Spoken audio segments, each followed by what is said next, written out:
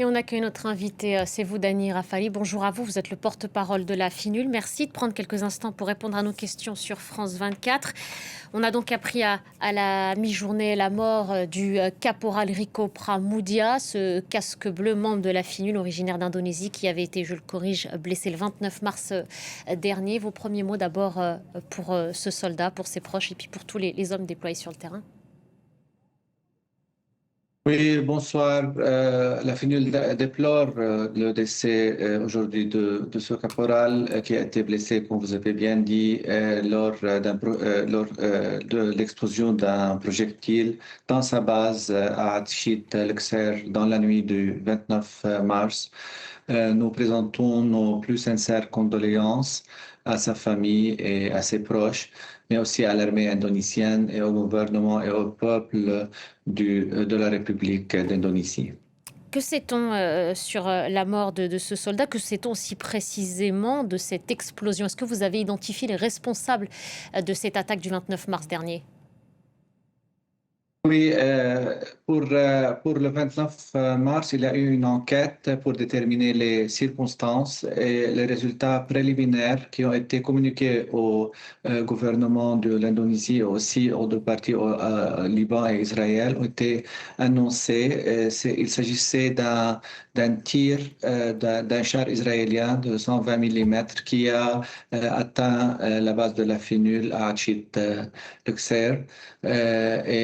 Je vais toujours rappeler les acteurs qu'ils sont exigés de respecter leurs obligations en vertu du droit international pour assurer et garantir la sécurité des casques bleus de l'ONU qui travaillent sous un mandat du Conseil de sécurité au Liban. Est-ce que des sanctions ont été prises?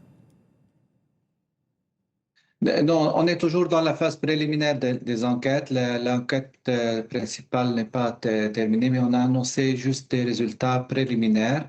L'enquête va continuer. Il y aura des échanges avec les parties pour plus comprendre les résultats. Et puis, les pays sont appelés à faire leur propre enquête et à présenter aussi ça, les perpétrateurs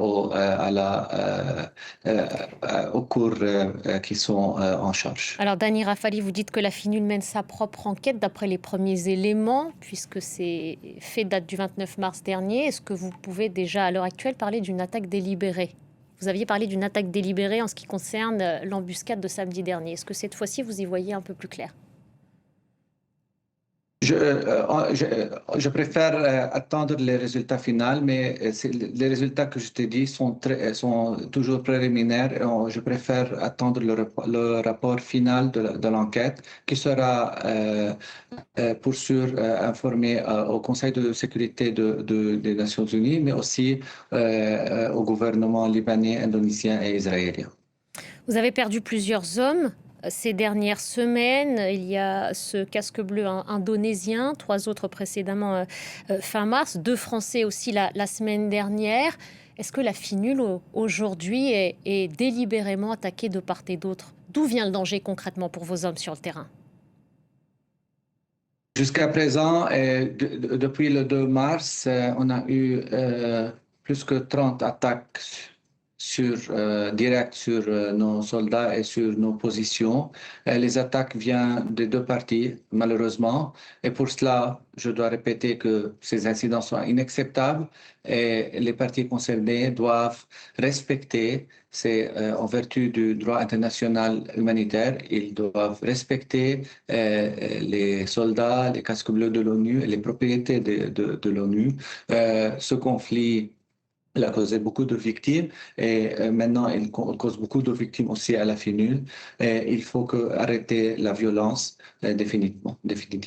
Quel est le sens de votre mission aujourd'hui, puisque on l'évoque ensemble, vous avez perdu des hommes, 30 attaques depuis le 2 mars dernier. On sait par ailleurs que la FINUL doit amorcer son retrait à partir du 31 mars prochain. Est-ce que vous allez anticiper ce départ? Si vous le maintenez, quel est concrètement aujourd'hui le sens de votre mission lorsque vous êtes pris entre deux feux?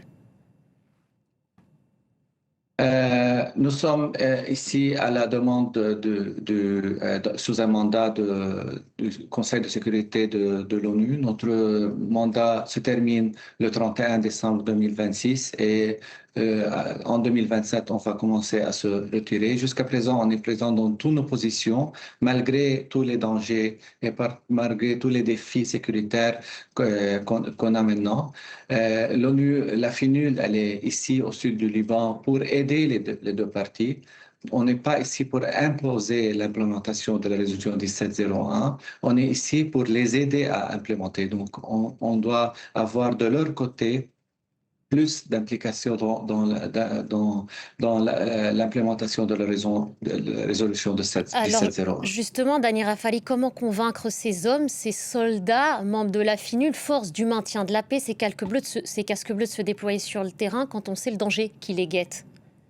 Comment ces hommes aujourd'hui réagissent à ce danger? Oui, malheureusement, le travail de maintien de paix n'est pas un travail difficile. Les casques bleus travaillent de façon très courageuse. Ils sont bien impliqués dans leur travail.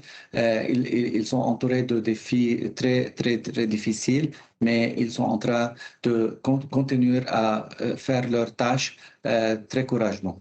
Est-ce que certains refusent, au vu de ce qui se passe? Non, non, pas du tout, pas du tout. Dani Rafali, là j'en appelle aux Libanais que vous êtes. Il y a donc le prolongement annoncé de cette trêve de 3 semaines au Liban. C'est même qu'après la prorogation de cette trêve, 2 Libanais ont été tués dans des frappes israéliennes dans le sud. On a entendu précédemment beaucoup de Libanais émettre des réserves et appeler à ce qu'on dépasse cette trêve et qu'on aille vers un cessez-le-feu permanent. Comment est-ce que vous regardez les choses? Au-delà du porte-parole de la FINUL que vous êtes. Oui, comme FINUL, pour